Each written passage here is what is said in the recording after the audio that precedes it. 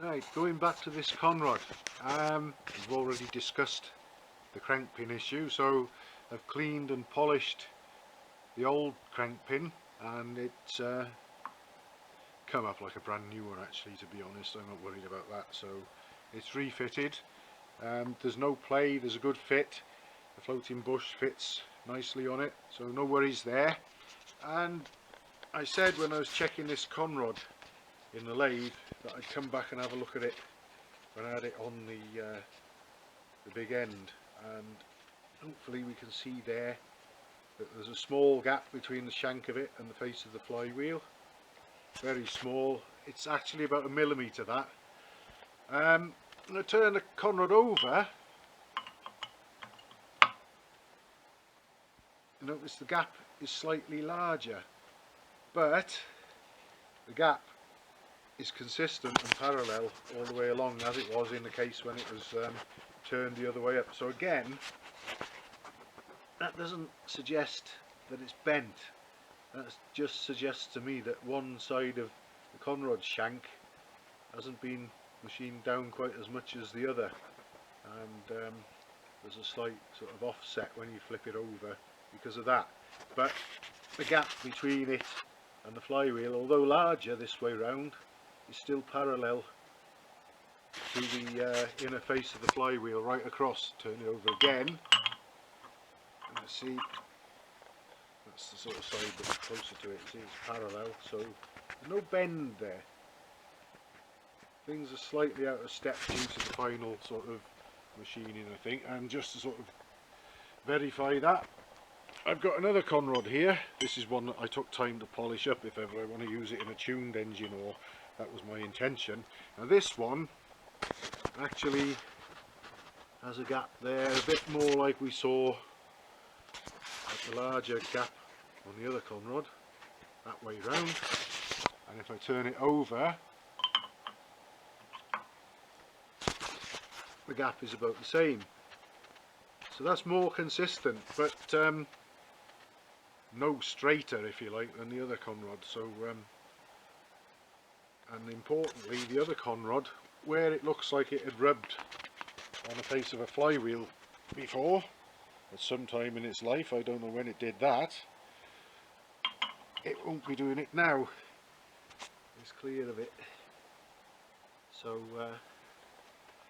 I'm not worried about that. That's just sort of observation and my thoughts on it more than anything else. We already know that the small end, we've tested that with a gudgeon pin through it in the lathe. That's not on the skew, so I'm not concerned about or worried about or going to blame the conrod for anything we've seen at fault in that engine, and I'm happy to use that again. So I'm going to put the other flywheel on and through the crank next, and we'll check that out when I've got it between centres in the lathe and hopefully got a minimal run out on that. Right, here we have the crank. It's just had its old crank pin polished back up, we've discussed why, and I've fitted a new big end floating bush to replace the worn out one, and the conrod passed all of its tests and checks, even though there was a very slight offset to one side. It's actually the way it's been sort of machined and nothing's actually out of line, so it's all good to go. And I've put the crank back together and I've trued the flywheels. We've got both clocks reading in thousandths of an inch. We've got 0 to 10 on that one, and we've got 0 to 5, so we're going up in increments of 5 on this one, but both in thousandths of an inch. So let's see, let's rotate the crank. We're seeing 1,000th of an inch on that clock. Let's see, look at it as I rotate the crank, and we're getting 1,000th of an inch on that one, which in itself is very pleasing.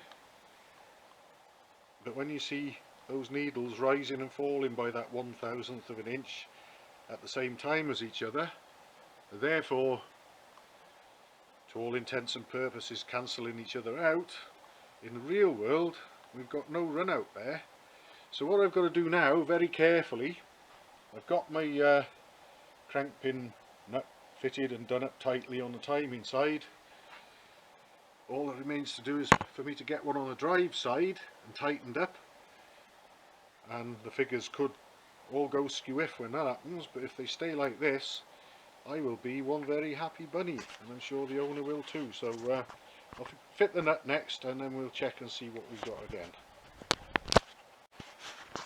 Well, I've now got the crank pin nut fitted and firmly done up. Hopefully we can just about see that in the shadows there. I've got that one fitted and done up, and that one fitted and done up tightly. And I've just checked spinning between centres, and we've got about among the best handful I've ever managed to do here. Because that one looks like it's showing about 1/2 a thousandth of an inch, and that one's showing 1. They rise and fall together, so I think we've got 1/2 a thousandth of an inch run out there. So that's going to be very good. I'm very pleased with that indeed. So I'm going to get that out of there and just fit the lock screws next, and that crank is ready to go back in the engine. All done. Right, to round off this part of the job, I've got the crankcases temporarily assembled, all the main bearings etc. in, and that spacer on the drive side, that's in there too. I've got them clamped together tightly, and the crank obviously in place as we saw being checked between centres in the lathe, and it's spinning nice and freely. I can spin it between finger and thumb, take it down near bottom dead centre, let go, it comes back under its own counterbalance, turn it back the other way between finger and thumb, let go, and it comes back, and it's spinning nice and freely all the way round. There's not even a hint of any picking up or binding. So mind you, there shouldn't be with such a virtually non-existent amount of run out that we clocked there, so that's no surprise really. But I'm going to separate these cases again now, unclamp them, and I'm just going to put a bit of gasket sealant around the exposed face of the old crankcase gasket, which probably only did a handful of miles and is in pretty good condition. So I'm just going to put some weld seal on the face of that, and then I'll clamp them together and bolt them up, and that stage of the job is done.